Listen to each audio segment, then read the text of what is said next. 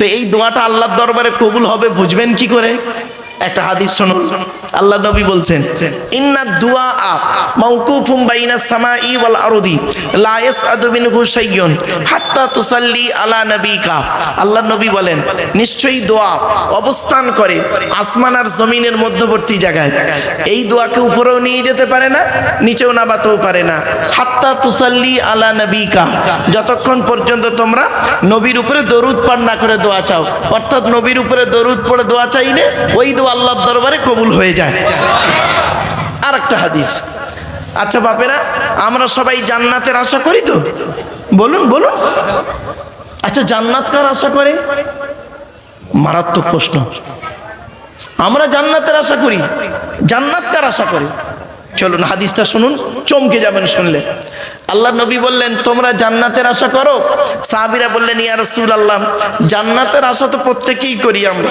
নবীজি বললেন, জান্নাত কার আশা করে? তখন সাহাবীরা পুরো চুপ। নবীজি হাদিসটা বলছেন, শুনুন বাপেরা, ইন্নাল জান্নাতা তাশতাকু ইলা খামসাতি নাফার। জান্নাত 5 শ্রেণীর মানুষের জন্য আশা করে। কয় শ্রেণীর মানুষ? চলুন এই 5 শ্রেণীর মধ্যে যেন আমরা হতে পারি ইনশাআল্লাহ। কি কি? 1 নাম্বার, খুব ইম্পর্টেন্ট, তালিয়াল কোরআন। প্রতিদিন কোরআন তেলাওয়াতকারী আমলকারীর জন্য জান্নাত আশা করে। এজন্য বাপেরা প্রতিদিন ঘুমানোর আগে অজু করে ঘুমাবেন। দয়া করে বলছি বাপ, অজু করে ঘুমাবেন আর কিছু অন্তত 10টা-20টা আয়াত তেলাওয়াত করে ঘুমাবেন। বাস্তব বললাম, কোরআন তেলাওয়াত করে ঘুমাবেন।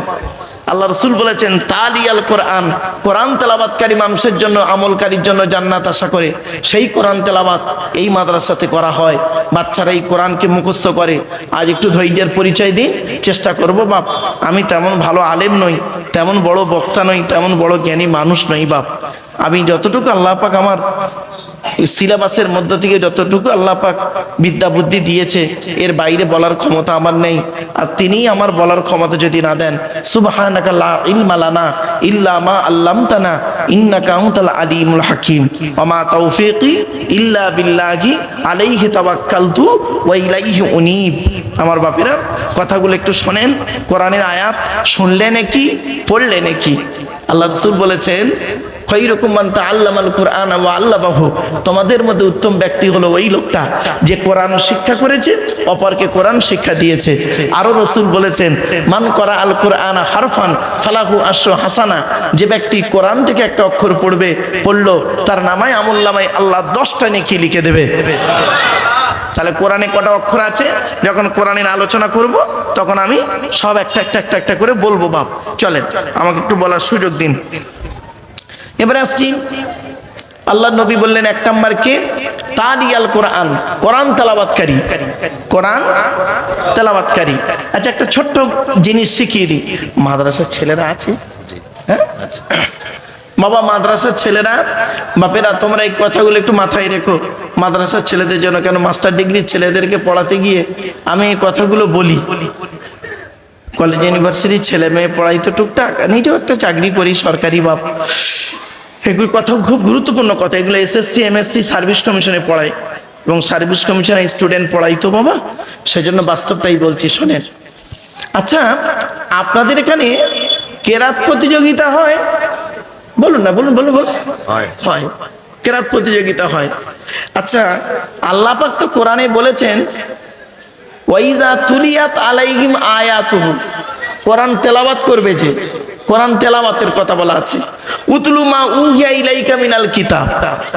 নবীজি বললেন তালিয়াল কোরআন, কোরআন তেলাওয়াত। তা আপনারা কেরাত প্রতিযোগিতা লেখেন কেন? তেলাওয়াত প্রতিযোগিতা না লিখে কেরাত প্রতিযোগিতা লিখলেন কেন? কোরআনে আবার কেরাতের কথাও বলা আছে, ওয়াইজা কুরিয়াল কোরআন। আবার অন্য জায়গায় আছে ওয়াইজা করাআতাল কোরআন। আবার কোরআনের প্রথম বাক্য ছিল ইকরা বিসমি রাব্বিকাল্লাযী খলাক। আবার অন্য জায়গায় আছে ওয়াইজা তুলিয়াত আলাইহিম আয়াতুহু। আবার আছে উতলু মা উহিয়া ইলাইকা মিনাল কিতাব। আবার তেলাওয়াতের কথা আছে ওয়াইজা ওমা কুনতা তাতলু মিন ক্বাবলিহি মিন কিতাবি ওয়ালা তাখুতুহু বিয়ামিনিকা ইযাল্লার তাবাল মুবতিলুন। তেলাওয়াত শব্দ আছে, কেরাত শব্দ আছে, দুটো শব্দ আছে। তা আপনারা কেরাত প্রতিযোগিতা লেখেন কেন? তেলাওয়াত প্রতিযোগিতা লেখেন না কেন? বা দুটোই লিখতে পারতেন, কেরাত ও তেলাওয়াত প্রতিযোগিতা, তাও লেখেন না কেন? মারাত্মক প্রশ্ন করলাম, এটা সব মাস্টার ডিগ্রি ছেলেদের আলোচনা। এগুলো কেরাত আর তেলাওয়াতের মধ্যে পার্থক্য আছে বাবা। ওয়ারাত্তিলিল কুরআনা তারতিলা, ওয়ারাত্তালনাহু তারতিলা। ওখানে তেলাওয়াত তারতিলের সঙ্গে তেলাওয়াত করা বলা হয়েছে। আমার বাপেরা, কেরাত আর তেলাওয়াতের মধ্যে পার্থক্য আছে। যারা সত্যিকারের গ্রামারের জ্ঞান ভালো আছেন এবং নাহু সরফের জ্ঞান যাদের খুব ভালো, এবং যারা তাফসীর নিয়ে অত্যাধিক ঘাটাঘাটি করে, ইনশাআল্লাহ আবুল আজিজ তাদের খুব স্মরণে আছে কথাটা। চলুন এগিয়ে যাই। তো আল্লাহ রাসূল বললেন তালিয়াল কোরআন, প্রতিদিন কোরআন তেলাওয়াতকারী মানুষের জন্য জান্নাত আশা করে। 2 নাম্বারটা কি? ওয়াহাফিজিল লিসান, জবানকে হেফাজতকারী মানুষের জন্য জান্নাত আশা করে। জোরে বলুন সুবহানাল্লাহ। হারাম খাবার খাওয়া থেকে জিভটাকে ঠিক করুন, বাজে ভাষা বলা থেকে জিভটাকে ঠিক করুন, পরনিন্দা পরচর্চা করা থেকে জিভটাকে ঠিক করুন। 3 নাম্বার ওয়ামুতিমিল জিআন, ক্ষুধার্তকে খাদ্য দানকারী মানুষের জন্য জান্নাত আশা করে। জোরে বলুন সুবহানাল্লাহ। এর পেছনে হাদিস আছে, শুনে নিন। কোরআনের তাফসীর কোরআন দিয়ে হয়, কোরআনের তাফসীর হাদিস দিয়ে হয়। আর যদি কোরআনের তাফসীর কেউ মন গড়া করে, তার ঠিকানা হবে জাহান্নাম। আল্লাহ নবী বলেছেন মান ফাসসারাল কুরআনা বিরাইহি ফালিয়াতাবাওয়াহু মাকআদাহু মিনান নার। আল্লাহ নবী বলেন, যে ব্যক্তি কোরআনের তাফসীর মন গড়া করবে, তার ঠিকানা হবে জাহান্নাম। আপনি কি ভাবলেন? এই জন্য কোরআনের তাফসীরের গুরুত্ব খুব বেশি। আর কোরআনের তাফসীর করতে গেলে যিনি মুফাসসির যিনি হবেন, কমসে কম তার 25 রকমের জ্ঞান থাকতে হবে। কত কত কত 25 রকমের জ্ঞান। ইলমুন নাহু, ইলমুস সরফ, ইলমুল বালাগাত, ইলমুল বায়ান, ইলমুল বাদি, ইলমুল ইমলা, ইলমুল ইশতিকাক, উসুলের সমস্ত দিক, আম, খাস, মুতলাক, মুকাইয়াদ, সারি, কেনায়া, হাকিকি, মাজাজি, ইবারাতুন নাস, ইশারাতুন নাস, দালালাতুন নাস, ইক্তেজামুন নাস সাথে সাথে থাকতে হবে। এই আয়াতের পিছনে কি হাদিস আছে, ওই হাদিসটা সহিহ, জয়ীফ, মাউযু, মকতু, খবরে মুতাওয়াতির, খবরে মাশহুর, খবরে ওয়াহিদ, সাথে সাথে জানতে হবে, তারিখ জানতে হবে। এই আয়াতের পিছনে ইতিহাসটা কি আছে, তারিখ কি আছে জানতে হবে। সাথে সাথে জানতে হবে শানে নজুল জানতে হবে, শানে উরুজ জানতে হবে। লাস্টে বলা হয়েছে যিনি কোরআনের তাফসীর করবেন তাকে মুমিন হতে হবে। কি বুঝলেন বাবা? এত সহজ ভাবলেন? চলেন এগিয়ে যাই, একটা একটা করে আলোচনা করি। শুধু ইলমুস সরফ যদি বলি, সরফের কতগুলো ভাগ, বাপরে বাপ, ভাবতে পারবে না। মাঝি, মোজারে, আমর, নেহি থেকে শুরু করে এক একটার গর্দান ধরতে গেলেই ব্যাস শেষ। লাম তাকিদ, মানুম তাকিদ, সকিলা আর খফিফার গর্দান বলতে গেলেই শেষ। আর মির্জা মুন সাহেবের আলোচনা করতে গেলেই শেষ। তো আমার বাপেরা অনেক আলোচনা, যাই হোক অধিকার গেলাম না। সমুদ্রে না নেমে মানে নদীর পাড় দিয়ে আমরা একটু যাওয়ার চেষ্টা করি। কারণ সমুদ্রে নামার সময় নেই। সমুদ্রে নামতে গেলে একটু বড় জাহাজ লাগে, অনেক সময় লাগে, অনেক ব্যাপার আছে। আমরা এখন সমুদ্রের পাশ দিয়ে এখন যাওয়ার চেষ্টা করি। চলো। তো 1 নাম্বার হলো কি? কোরআন তেলাওয়াতকারী মানুষ। 2 নাম্বার জবানকে হেফাজতকারী মানুষ।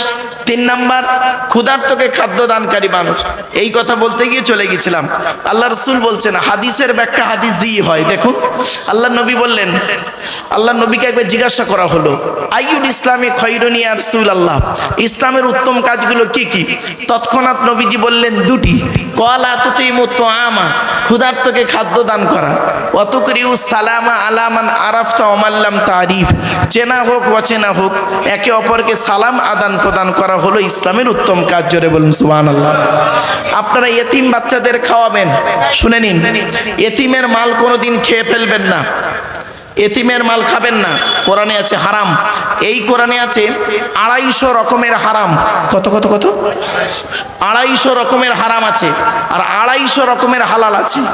আপনি কটা হারাম জানেন, কটা হালাল জানেন? ওই সুদ খাওয়া, মদ খাওয়া, ঘুষ খাওয়া, বিয়ের পণ্য, নারী নির্যাতন করা, জমির আল চুরি করা, হুক মেরে কারেন্ট নেওয়া, আর জানে না।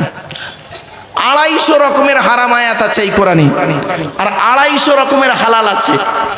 এই 250 রকমের হারামের মধ্যে একটা হারাম বলছি, শুনুন।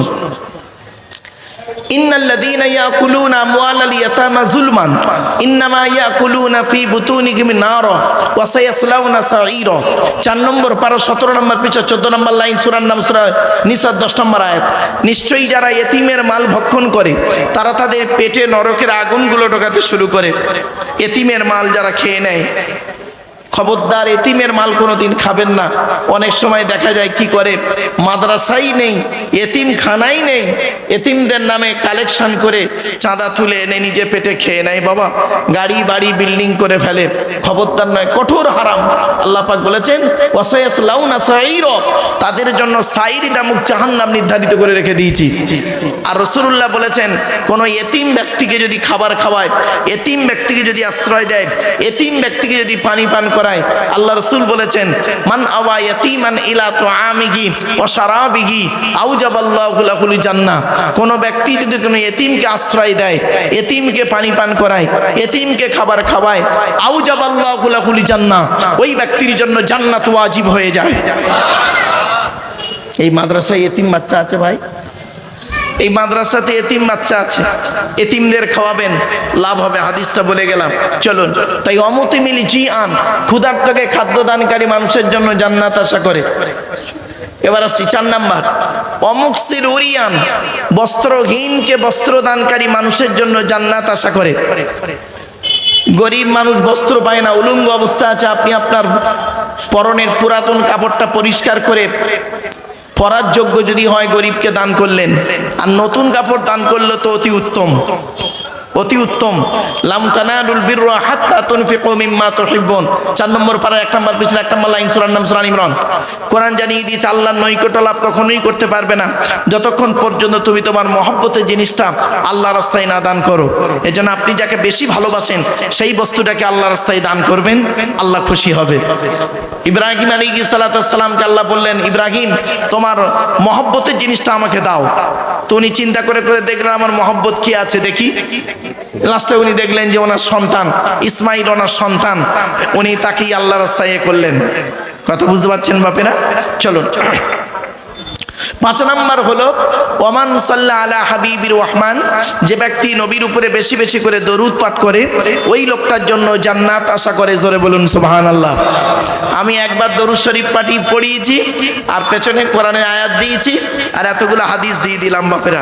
চলুন।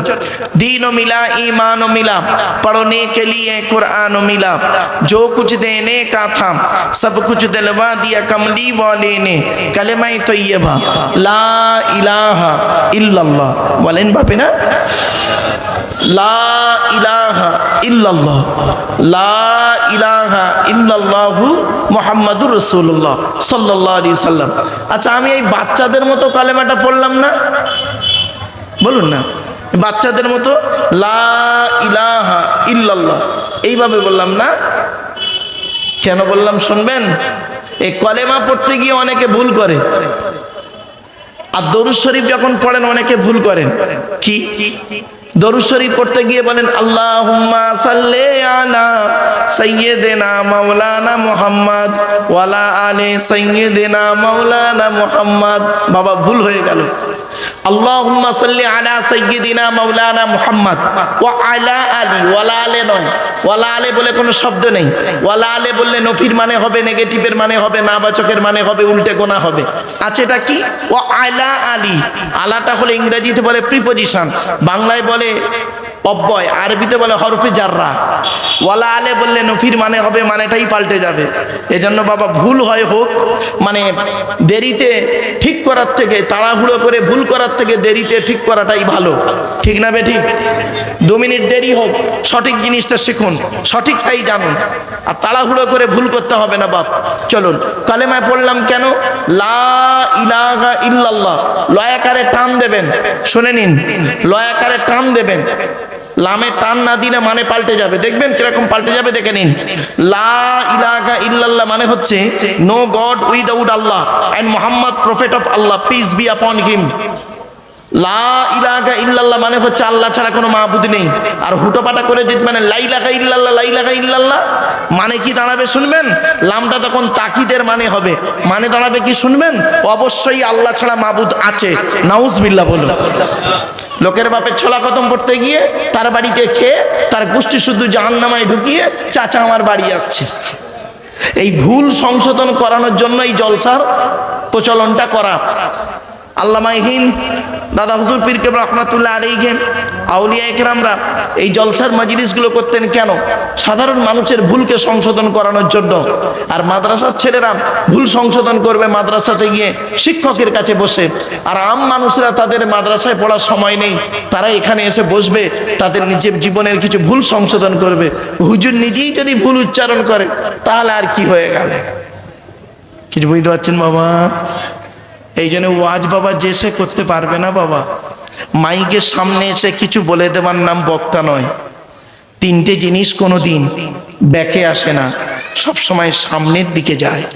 এক নাম্বার, ধনুক থেকে তীরটা বের হয়ে গেলে ওই তীরটা আর কোনো দিন ব্যাকে আসে না। দুই নাম্বার, দেহ থেকে আত্মাটা বের হয়ে গেলে ওটা আর পৃথিবীতে রিটার্ন দেওয়া হয় না। তিন নাম্বার, জবান থেকে কথা বের হয়ে গেলে ওটা আর ব্যাকে আসে না। এজন্য 1 ঘন্টা ওয়াজ করতে গেলে 3 ঘন্টা কিতাব পড়তে হবে, 3 ঘন্টা কিতাব মোতালিয়া করতে হবে 1 ঘন্টা ওয়াজ করতে গেলে। আপনি কি ভাবছেন? ছোট্ট একটা উদাহরণ দিই। একটা প্রাইমারি স্কুলের টিচার তিনি ক্লাস 1-এ গিয়ে একটা ক্লাস করেন 40 মিনিট, মাসের শেষে তার মাইনে হলো 40,000 টাকা। আর ক্যালকাটা ইউনিভার্সিটির একজন লেকচারার MA সেকেন্ড ইয়ারে গিয়ে একটা ক্লাস করেন 40 মিনিট, মাসের শেষে তার মাইনে হলো 1.5 লক্ষ টাকা। কেন? মনে রাখবেন, সব জায়গাতে যদি পরিশ্রম করলে সফলতা আসতো, তাহলে বনের রাজা গাধাই হতো, সিংহ আর হতো না। সিংহ 16 ঘন্টা ঘুমায়, গাধা 16 ঘন্টা খাটে। কিন্তু টেকনিক্যাল প্রবলেম হলেই সব শেষ। আমার বাপেরা একটু ধৈর্যের পরিচয় দিন। চলুন একটা একটা করে বলার সুযোগ দিন বাবা। চলেন, এই যে কালেমায়ে তৈয়বাটা পড়লেন, এই কালেমায়ে তৈয়বাকে বারে বারে বলার নাম জিকির বলে। কি বললাম বাবা? জিকির। আমাদের মাথায় ওটাই ঢোকানো আছে যে কালেমায়ে তৈয়বাকে বারে বারে বলার নাম জিকির, তাই তো না বাবা? ওই জিকির শব্দের কতগুলো মানে হয় দেখুন, সব কোরআন থেকেই বেরোচ্ছে। দেখুন জিকির, সব জিকির দেখুন, চমকে যাবেন। 1 নাম্বার, জিকির মানে হলো কোরআন। কি বললাম বাপ? জিকির মানে কি? কোরআন। দলিল কোরআনই আল্লাহ বলছেন, ইন্না নাহনু নাযালনা যিকরা ওয়া ইন্না লাহু লাহাফিজুন। 14 নম্বর পারার 1 নম্বর পৃষ্ঠা 8 নম্বর লাইন, সূরার নাম সূরা হিজরের 9 নম্বর আয়াত। আমি আল্লাহ জিকির নাজিল করেছি, তার মানে কোরআন নাজিল করেছি। এখানে জিকির মানে লা ইলাহা ইল্লাল্লাহ বলা নয়, জিকির মানে কোরআন। আমি আল্লাহ জিকির নাজিল করেছি, তার মানে আমি আল্লাহ কোরআন নাজিল করেছি। ওয়া ইন্না লাহু লাহাফিজুন, আর এই জিকিরকে হিফাজত করার মালিক হলাম আমি আল্লাহ, তার মানে এই কোরআনকে হিফাজত করার মালিক হলাম আমি আল্লাহ। জোরে বলুন। কি ভাবলেন? এখানে জিকির মানে লা ইলাহা ইল্লাল্লাহ নয়, জিকির মানে কোরআন। 2 নাম্বার, জিকির মানে দেখুন, জিকির মানে হলো উপদেশ। কি বললাম? উপদেশ। দলিল এই কোরআনই আল্লাহ বলেছেন, ফাযাক্কির বিল কুরআনি মান ইয়াখাফু ওয়াঈদ। 26 নম্বর পারা 19 নম্বর পৃষ্ঠার 12 নম্বর লাইন, সূরার নাম সূরা কফের 45 নম্বর আয়াত। আল্লাহ বলছেন ফাযাক্কির, নবী মানুষকে উপদেশ দান করো। কিসের মাধ্যমে উপদেশ দেবে? যাই তাই ওয়াজ করা যাবে না। বিল কুরআন, কোরআনের মাধ্যমে মানুষকে উপদেশ দান করো। এজন্য ওয়াজ করতে গেলে কি ওয়াজ করতে হবে আল্লাহ কোরআনে বলে দিয়েছে, উদউ ইলা সাবিলি রাব্বিকা বিল হিকমা ওয়াল মাউইজাতিল হাসানা ওয়াজাদিলহুম বিল্লাতী হিয়া আহসান। 14 নম্বর পারা 20 নম্বর পৃষ্ঠার একেবারে 10 নম্বর লাইন, সূরার নাম সূরা নাহলের মধ্যে আল্লাহ বলে দিলেন, নবী মানুষদেরকে ভালো পথে ডাকো 2টো জিনিসের মাধ্যমে। 1 নম্বর হলো জ্ঞান বিজ্ঞান যুক্তি তর্কের মাধ্যমে, আর সুন্দর সুন্দর উপদেশ বলির মাধ্যমে। আপনি কি ভাবলেন যাই তাই ওয়াজ করবেন? এত সোজা? এত সোজা নয়। একটু ধৈর্যের পরিচয় দিন, একটা একটা করে পেয়ে যাবেন। চলুন। হারাম কেন? মদ আর মধু। আর একটা বলি, আপনি পেশাব ফেললেন এক জায়গা থেকে, পায়খানা ফেললেন আর এক জায়গা থেকে, ওই জায়গাটায় 3 বার ধৌত করলে তো হয়ে যেত। তো তো কোরআনে কেন বলা হলো অজু করতে গেলে মুখ ধুতে হবে, হাত ধুতে হবে, পা ধুতে হবে? এর সঙ্গে কিসের সম্পর্ক? কোনোদিন ভাবিনি, কোনোদিন ভাবিনি বাপ। আমরা যদি সত্যিকারের কোরআনটাকে মানুষের কাছে তুলে ধরতাম, তাহলে দেখতেন মানুষ কোরআন নিয়ে পড়ে থাকতো। আপনাদেরকে আমি অনুরোধ করছি বাপ, কোরআনের আলোচনা শুনুন। পৃথিবীর শ্রেষ্ঠ আলোচনা হলো কোরআনের আলোচনা। আসুন একটা একটা করে ইনশাআল্লাহুল আজিজ চেষ্টা করব। তবে বাবা আমি একটা কথা বলি, আমি মানে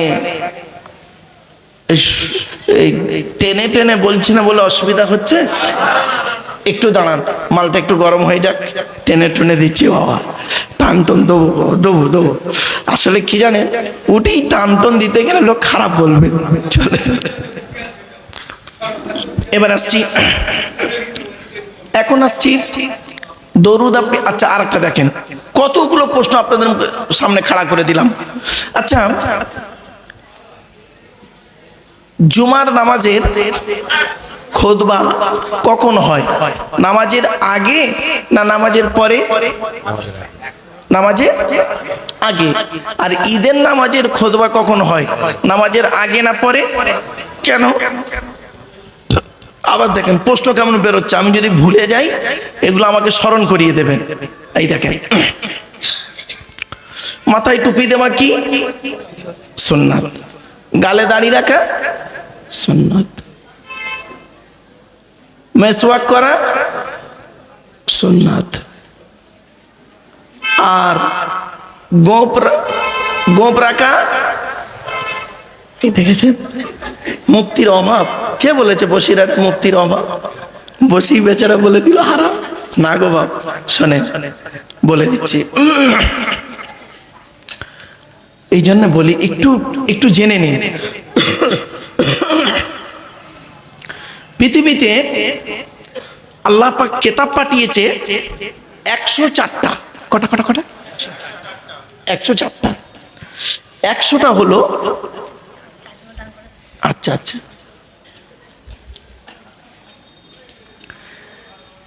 100টা হলো সহিফা। কি বললাম বাবা? সহিফা, চিরকুট। সহিফা মানে এরকম চিরকুট, এরকম এরকম। 100টা 100টা সহিফা কার উপরে কটা এলো শুনে নিন। আদম নবীর উপরে এসেছে 10টা। কটা কটা কটা? 10টা। ইব্রাহিম নবীর উপরে এসেছে 10টা। কত হলো? 20টা। শীষ নবীর উপরে এসেছে 30টা। কত হলো? 50টা।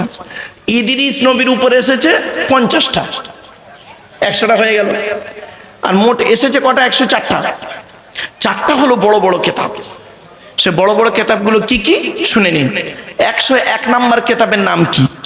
101 নম্বর কেতাবের নাম হলো, আকারে খুব বড়, নাম হলো তাওরাত। কি বললাম? তাওরাত। কত পারা? 1000 পারা। কত? 1000 পারা বিশিষ্ট তাওরাত কেতাব। হিব্রু ভাষায় মুসা নবীর উপরে 40 দিন ধরে নাজিল হয়েছিল রমজান মাসের 6 তারিখে। জোরে বলো। 102 নম্বর কেতাবের নাম কি? জবুর বলে কেতাবটার নাম। গ্রিক ভাষায় নাজিল হয়েছিল। গ্রিক ভাষা, কি ভাষা? গ্রিক ভাষায় নাজিল হয়েছে। ওয়াতাইনা দাউদা জাবুরা। দাউদ নবীর উপরে কেতাবটি অবতীর্ণ হয়েছিল 150 পারা বিশিষ্ট। কত পারা? 150 পারা বিশিষ্ট রমজান মাসের 8 তারিখে। তাহলে 102 নম্বর হলো। 103 নম্বর কেতাবের নাম কি? 103 নম্বর কেতাবের নাম হলো ইনজিল। কেতাবটার নাম ইনজিল। নবীর নাম হলো ঈসা নবী। আর কোন ভাষায় নাজিল হয়েছে? সুরিয়ানি ভাষায়। কোন ভাষায়? সুরিয়ানি ভাষায়। আচ্ছা, কেতাবটা কত পারা? 27 পারা। কত? 27 পারা বিশিষ্ট কেতাবটি সুরিয়ানি ভাষায় রমজান মাসের 18 তারিখে নাজিল হয়েছে। 103 নম্বর হলো। 104 নম্বর কেতাবের নাম হলো, আমার হাতেই রয়েছে, কোরআনুল মাজিদ। 104 নম্বর কেতাব কোরআন। নবীটার নাম হলো মুহাম্মদ সাল্লাল্লাহু আলাইহি সাল্লাম। রমজান মাসের লাইলাতুল কদরের রাতে 30 পারা বিশিষ্ট আরবি ভাষায় 1 ফেব্রুয়ারি সোমবার 610 সাল। কত বললাম মনে থাকবে? আজকে তারিখটা কত আছে হুজুর? 25 ফেব্রুয়ারি। আজকের বাড়িতে গিয়ে লিখবেন 25/2/2026 বুধবার, আর নিচেই লিখবেন 1/2/610 সোমবার। মাইনাস প্লাস করবেন, কতদিন আগে কোরআন নাজিল হয়েছে পেয়ে যাবেন। কতদিন ধরে কোরআন নাজিল হলো? 22 বছর 9 মাস 14 দিন, কম বেশি 23 বছর ধরে কোরআন নাজিল হলো। একটা একটা করে বলবো বাপ, একটু ধৈর্যের পরিচয় দিন। তো আজকে আমাদের আলোচনা হবে কি? শেষ নবী শেষ কেতাব, তাই তো নাকি? শেষ নবী আর শেষ কেতাব। শেষ কেতাবটা হলো আমার হাতেই রয়েছে, আর শেষ নবীর নাম তো আপনারা জানেন মুহাম্মদ সাল্লাল্লাহু আলাইহি ওয়াসাল্লাম। তা আসুন আমরা শেষ নবী আর শেষ কেতাব আর শেষ নবীর উম্মতদের নিয়ে আজকের আমার এই আলোচনা। ব্যাস, আলোচনার বিষয়বস্তু পেয়ে গেলাম। এবার আসছি, আমি দরুদ শরীফ একবার পড়লাম, আপনারাও পড়লেন। দরুদ শরীফ পড়লেন কেন? কোরআনের কি দলিল আছে? 22 নম্বর পারার 5 নম্বর পৃষ্ঠা 6 নম্বর লাইন, সূরার নাম সূরা আহজাব, আয়াত নম্বর 56। ইয়া আইয়ুহাল্লাযীনা আমানু, হে ঈমানদার বান্দাগণ, সাল্লু আলাইহি, তোমরা নবী মুহাম্মদের উপরে দরুদ পেশ করো, ওয়া সাল্লিমু তাসলিমা, এবং নবীর প্রতি আন্তরিকতার সঙ্গে সালাম প্রেরণ করো। এই আয়াতটা হলো আয়াতে মুতলাক, সেন্টেন্স বা জুমলাটা হলো মফউলে মুতলাক, বাবে তাফঈলের মাসদার। বাপেরা আলেম উলামা ভাইরা বুঝতে পারবেন ভালো। আসছি এবারে, দরুদ শরীফ পড়লে লাভ হয় না লস হয়? জোরে বলুন। আপনাদের বিশ্বাস কি দরুদ শরীফ পড়লে লাভ হয়? হ্যাঁ, চলুন কি লাভ হয় একটু দেখে নি, গোটা কথা হাদিস শুনে নি। আল্লাহ নবী বললেন, মান সাল্লা আলাইয়া ওয়াহিদাতান সাল্লাল্লাহু আলাইহি আশারা, যে ব্যক্তি আমার উপরে একবার দরুদ শরীফ পড়বে, নামায় আমলনামায় আল্লাহ 10টা নেকি লিখে দেবে। লাভ হলো। আরেকটা হাদিস, মান সাল্লা আলাইহি আশারান ফি আউয়ালি নাহারি ওয়া আশারান ফি আখিরি নাহারি নালাতহু শাফাতি ইয়াউমাল কিয়ামা। আল্লাহ নবী বলেন, যে ব্যক্তি দিনের শুরুতে আমার উপরে 10 বার দরুদ শরীফ পড়বে, দিনের শেষে আমার উপরে 10 বার দরুদ শরীফ পড়বে, ওই ব্যক্তির শাফাত সুপারিশ কিয়ামতের মাঠে আল্লাহ আমার সঙ্গে তার খুবই নিকটবর্তী করে দেবে। লাভ হলো। আরেকটা হাদিস, আচ্ছা বাবা আখিরি দোয়া একটা হবে তো? বলুন না, আখিরি দোয়া হবে।